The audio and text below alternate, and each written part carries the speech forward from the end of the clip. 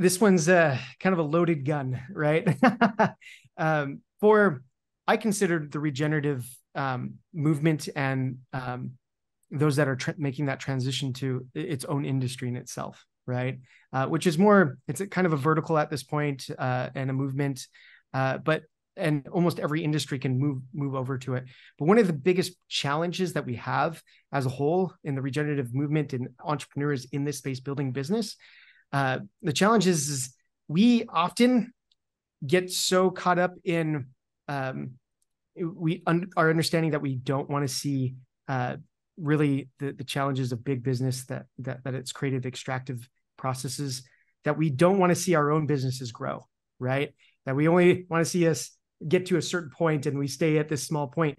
But in reality, this is the only arena where we need to see the type of growth that we see almost everywhere else or everybody else is trying to achieve, right?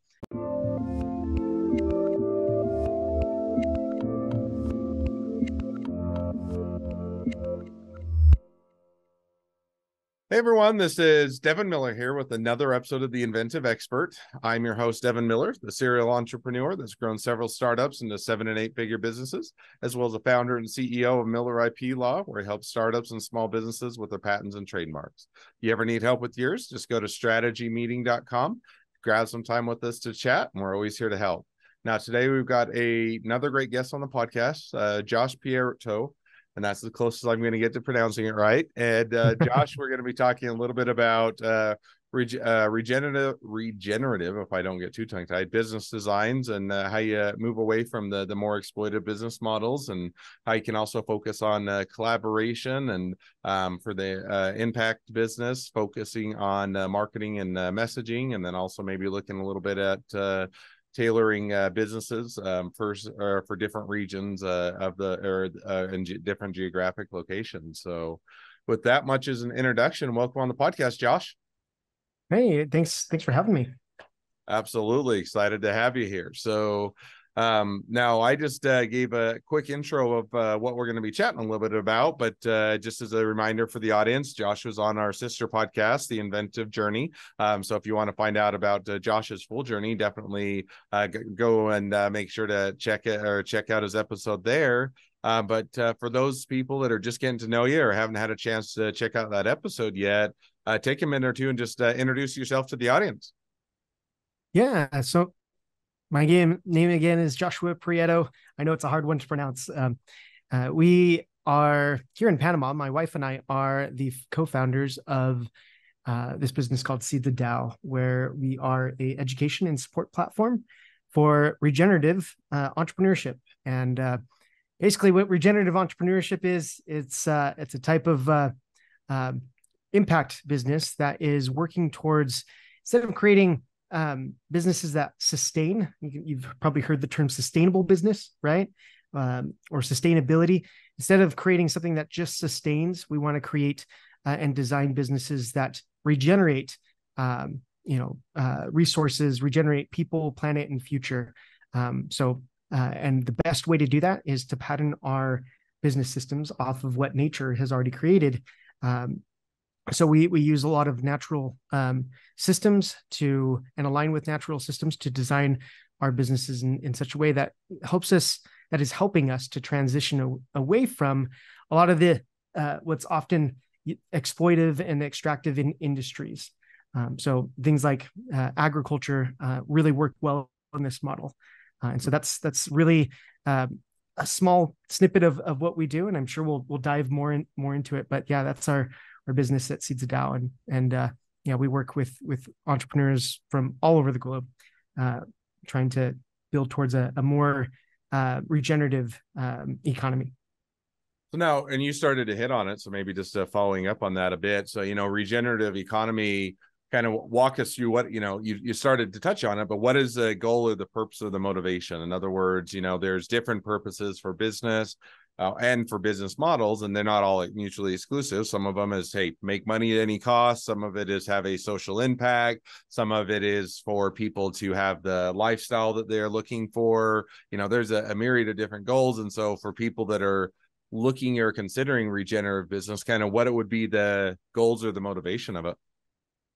Yeah, so I think many entrepreneurs kind of fall into this category of really truly wanting to make an impact, wanting to add value to the world around them, and that's a lot of the reason why they get involved in the businesses that they do.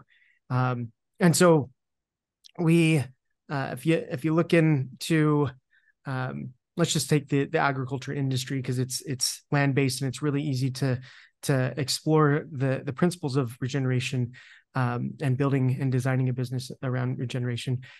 Entrepreneurs that are getting, let's just take a farmer as an entrepreneur that's growing food, bringing a food product to market, maybe selling that to um, uh, wholesale, or selling it to providers that will then process the food and create food products from it, or they're actually making the food products themselves from their produce.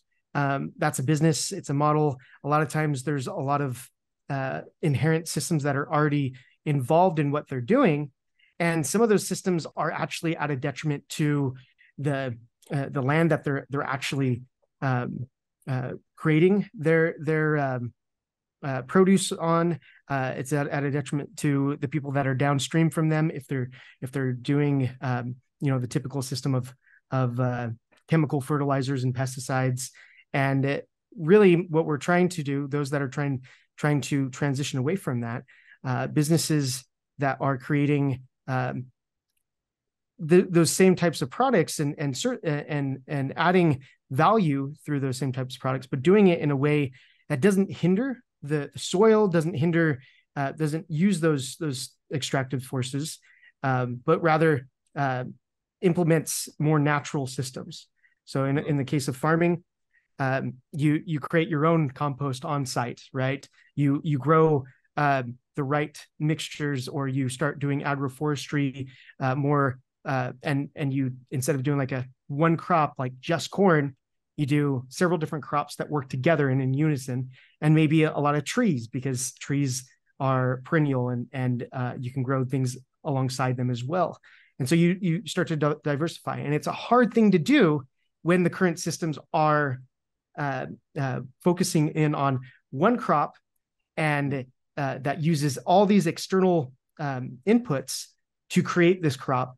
And without those external inputs, our crops don't necessarily thrive and work, right? And so what we're trying to do is get them less dependent from those external forces, more resilient in their own practices, which helps them. And a lot of entrepreneurs want to be more resilient in their own endeavors. And so it helps them, those that are wanting to do that, but also helps them feel good about the produce that they're creating, and understand more the biology that's happening on their farm, and understand their farms better. And that's just one aspect. That's just one industry that we can help to transition away from these extractive systems, right? And just curious, because you kind of opened the door, what are some of the other industries, or kind of what level of applicability, or kind of, what, if you're depending on what, kind of what industries you're at, when would you start to consider exploring this? Well, any business can start exploring these types of principles and models. Some of the ones, a lot of it is easier to explore when you have something that's close to or associated to land, right? So and physical interacts with nature a little bit more. So things like the textile industry, for example, cotton has to be grown and sourced in certain ways. So if you're trying to be more regenerative, learning how to source your stuff that's from more regeneratively grown, whether it's cotton or other fibers, right? So what are you sourcing from? A lot of times will help you. Food companies also are directly related to land, but something that would not be as directly related to land would be something like a tech company that maybe helps you to understand if you're working in tech, if you're working in the tech sector and you're an application, we've worked with companies that are building technology for bees, technology for people that are working directly on the land, but they're able to help them identify more fully what the soil health is, or the rate at which this certain bee pollinates something. Or so just on the tech sector, you can have a opening of like who you're working with, essentially, right? How you're working with them. There's many industries that we need to probably see degrow if we're able to make transitional changes towards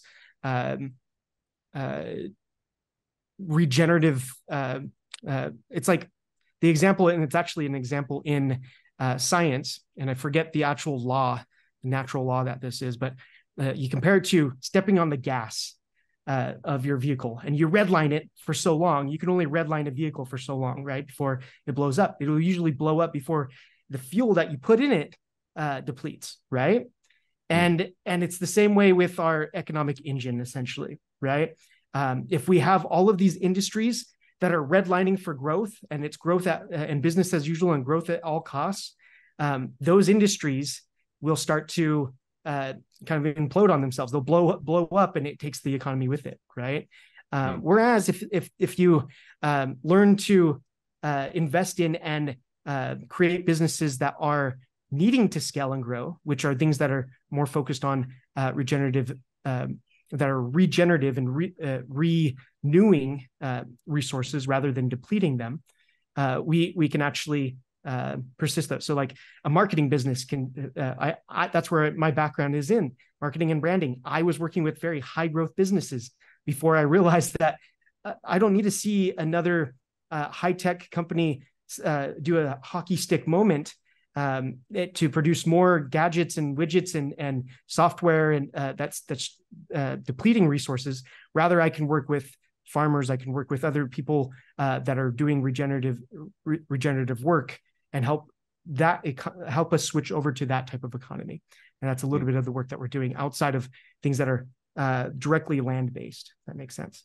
Yeah, no, that makes sense. So now as we've kind of gone down a bit of the path of kind of what is regenerative, that business model, as well as how you might, or where it might apply and how you might incorporate it. One of the other things is businesses are still in the business of, they still have to make some money, still have to make payroll, still have to pay people. And so there is that balance, but, having an impact driven business, including regenerative, can oftentimes be beneficial and give you a different angle and or resonate more with the consumers if you can market it or message it in that way. And so or walk us through a little bit of how do you, if you're kind of an impact driven business, you may be doing regenerative or anything else, what should that focus be, or how do you message that? How do you market it? Yeah, so there's a concept that I've been trying to get out in the world, because as a marketer and brander, I often get, especially within my vertical of regenerative business, there's the concept that all marketers are liars, or we're some spin doctors or whatever, right? And try being an attorney, and you'll get even more. You'll get even more people to think that. But no, go ahead. I could totally understand that concept as well. So we often get this concept around it in the regenerative realm of like, how do we market our business without kind of feeding into that really high growth mentality, or growth at all costs. And really what it comes down to, comes down to the narrative that you're saying. Is it authentic? And are you actually bringing it, first off, starting off internally with who you are, understanding who you are as a business, how you connect to the people that you're adding value to, which is your clients, your customers, and that understanding of creating a story and narrative around that is really the beginning part of building a regenerative brand of sorts, right? You're able to really connect, add value in such a way, but you're sharing a hero's journey story of your client who's the hero, right? And you're helping them to transform and create an image of their transformation, of where they're currently at to where they want to be. And that understanding and sharing that narrative is the first part. Whereas a lot of times in marketing, we We get really caught up in the numbers these days. We also get really caught up in doing things that are a little manipulative. And that really comes from, we throw stuff up against the wall, we see what sticks, and we do what sticks over and over again, and we find what sticks. But that can be very manipulative in a lot of ways, right? It might be clickbait, it might be this, it might be that, and that's really exploitative of the people in front of us that we're trying to create. Which in reality, what we want to do is turn that back around. We need to really truly understand who we're working with, understand the narrative, the transformation that we want to create, and talk on those pieces rather than work on finding the specific thing that's going to get this person to make a purchase, because that is disattached from me getting to know you rather than me just getting to know how to manipulate you to do something. And a lot of times that leads to the same challenges of those high growth businesses that will do anything for the sale, right? And it changes the narrative when you actually come back, understand what you're first design, what you want to create, the value that you want to create, the narrative that you want to share, and then begin to authentically share that. And that really, for a lot of us, comes down, we're not going to be the Jeff Bezos that gets to control the narrative in most cases, right? It's a very small percentage that's going to do that. And we don't necessarily want to be that in this new regenerative economy. We want to be someone that actually collaborates with others to share the message of change, of impact, right? And so it's not just me sharing one story, it's me collaborating. And that's how we regeneratively build brands and regeneratively market. So now let's say you do that. What are the kind of, help us understand the benefits? So we've already gone through a lot. So I get that it's a bit of regurgitating, but so let's say I say, okay, going to go down regenerative. I'm going to, figure out my messaging, figure out my story, set it up for success. Kind of what are the outcomes you can expect, or kind of what should your expectations be if you were to say, hey, I'm not currently using this business model, but I want to shift over? Is it, hey, you'll feel better about what you're offering? Is it you'll set up a better business model for the long term? Is it, hey, you can, have a different messaging or stand out from the marketplace, or you can have a greater degree of collaboration, or all the above, or any of the above? Or kind of walk us through, kind of, so as people say, hey, that sounds interesting and I may want to explore it for my business, what are some reasonable expectations? Yeah, so I would say for anybody that is exploring regenerative systems and wanting to utilize that in their business, it has to come from a place of heart, right? Like, it really has to come from the impact of what you're really trying to create with your business. It can't just be for I want to switch over because it looks more profitable. It looks like it's going to be because in a lot of ways it's not going to be initially that way, right? The best business model in this arena of regeneration is different than what's out there currently existing, and it's working against a lot of the current systems that are already at play. But if you're willing to play the long game, we're making that transition, and it's going to be either forced upon us, or we're going to make it consciously. And if you're a person that's trying to be more conscious in your business, this is the right time to make that transition before everybody starts making, there's that tipping point of movements of business, of anything, right? And a lot of times that tipping point, those early adopters don't really realize, and there's all this latent potential that you don't really understand until after the fact, right? Well, there is this big transition coming through. You want to be one of those early adopters until and it's much harder for businesses to come into this space later on. They'll be perceived as greenwashing, as regen washing, or not truly being authentic. And that's really what it comes down to. Are you really wanting to make these changes? And are you wanting to make those changes for people, planet, and the future? It does help your business long term, but you're probably not going to see it right up front, right? And so that's the caveat that I would kind of say is you got to really want it. And your business model, there's people that are getting the funding that they want, creating the impact that they want, and making the money that they want in this industry. just like any other industry, but it does take more work to build something that is against the current systems that we're working with right now. That is different than the current systems that, I shouldn't say against, it's different than the current systems that we have. No, I think that makes sense. And I think that, having that understanding and setting those realistic expectations as you go in helps to, to have a much better outcome. And to your point, kind of if you are simply going in saying, hey, we want to join the bandwagon and feel like we're part of a movement, or we want to cash in on it, then it's not going to necessarily accomplish those goals, as opposed to having the other motivations that you talked about. Now, shifting gears just a little bit, and I think it goes along with it, one of the other things that we discussed was, sometimes tailoring your business for being bi-regional or for multi-regions, and how you can go about adjusting that or shifting it. So kind of walk us through, is it, or what does that mean, or how do you go about tailoring it, and why should you tailor it? Yeah. So let me give you just like a small case study, I guess, that would kind of help you consider that. So a lot of our businesses in our current economic model don't necessarily have a focus on the bioregion that they're either taking resources from, or they're putting resources onto, or affecting in any way, right? So they are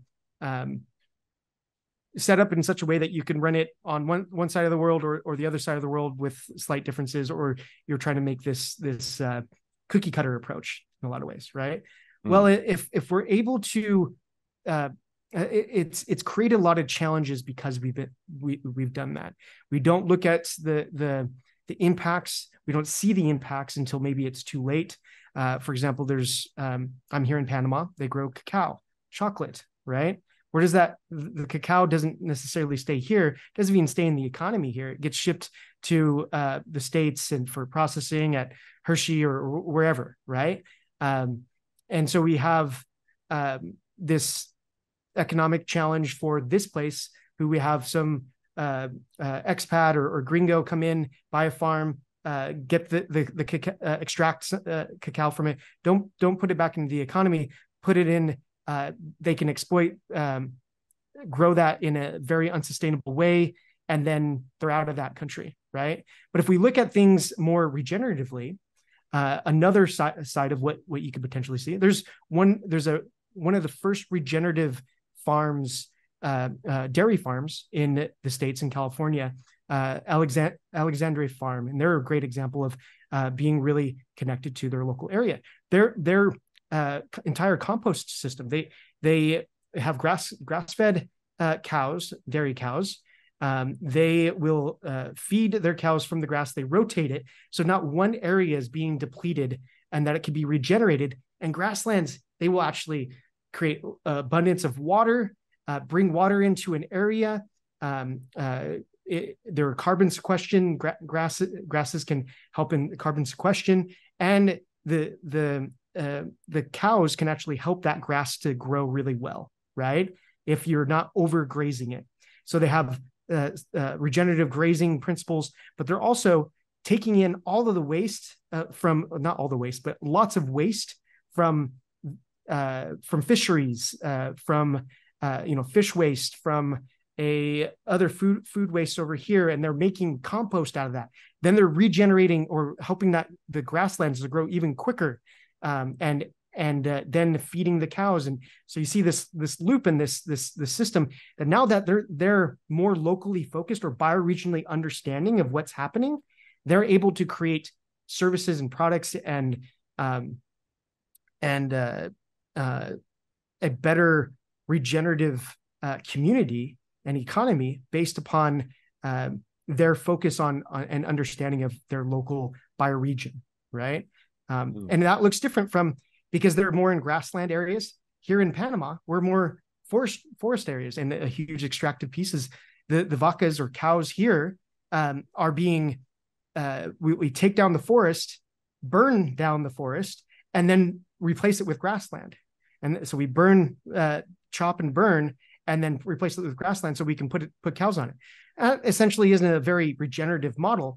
If I'm bioregionally understanding, I understand that I need to do more food forestry. I need to grow things like cacao or other other perennial crops, the trees, and bring back the canopy, which helps the forest to thrive, which helps bring water and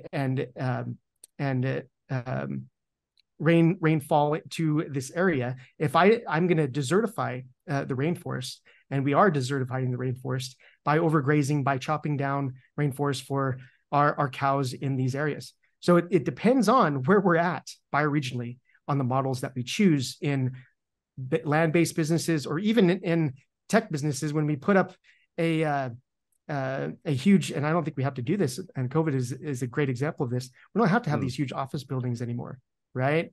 It's another way that we can be more regenerative and use our land better by having us work in the homes that we are in to have places that maybe we can meet together. But there's so many other ways that we can think about this a little differently because of the place and the bioregion that we are impacting, and understand the impact that we're having on the bioregion.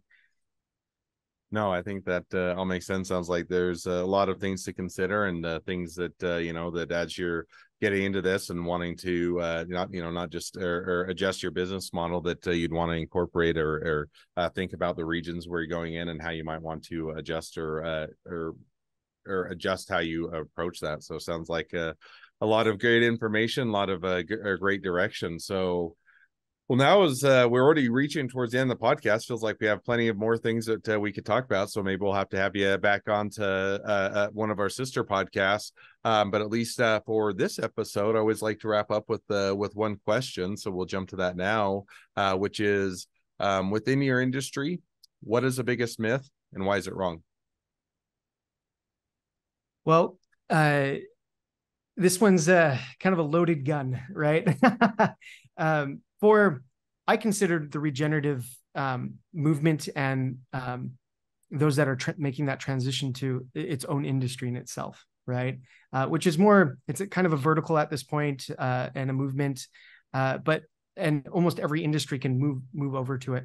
But one of the biggest challenges that we have as a whole in the regenerative movement and entrepreneurs in this space building business, the challenge is we often get so caught up in our understanding that we don't want to see really the challenges of big business that it's created, extractive processes, that we don't want to see our own businesses grow, right? That we only want to see us get to a certain point and we stay at this small point. But in reality, this is the only arena where we need to see the type of growth that we see almost everywhere else, or everybody else is trying to achieve, right? And so for me, that's the biggest myth right now, is that that your business needs to be capped if you are any type of business, right? And in reality, business as usual is gone. We need to reinvent what business looks like, and that type of business needs to scale, and the old type of business needs to have some type of degrowth or descale. So that's the myth I'd like to leave with you. No, it's a great myth to dispel, and definitely insightful. So now as we wrap up the episode, if people want to reach out to you, they want to be a customer, they want to be a client, they want to be an employee, they want to be an investor, they want to be your next best friend, any or all the above, what's the best way to reach out to you, contact you, find out more? Yeah, so we have a bunch of things going on. If you are an entrepreneur, you have an idea, even if you're just starting there, or if you are getting to the point where you're testing that idea and you're running up into challenges, trying to get product market fit or get your first clients, or you're in the hustle of things, right? And you're really trying to get to a point where you can create the impact that you want, and you know that you have a product. We want to help you through that valley of death. And we have some events for you to come and join us to help you along that way.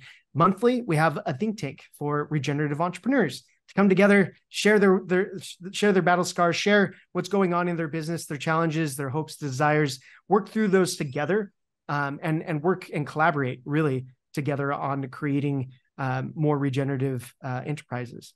And it's really scaling this work. So join us. That's the first Wednesday. I'll give you a link for that. And then we also have a new course that we're releasing for those that are wanting to market their regenerative brand and use more regenerative principles in their marketing.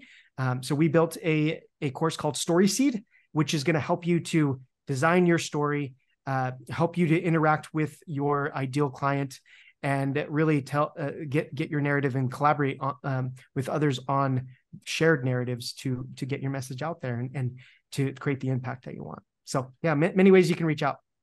Awesome. Well, I definitely encourage everybody to reach out, make a new connection, support a great business. If nothing else, make a new best friend. So with that, thank you again, Josh, for coming on the podcast. It's been fun. It's been a pleasure. Now, for all of you, their listeners are out there to help us to share this expertise with even more startups and small businesses to help them along their journey to success. Make sure to click share, subscribe, leave us a review.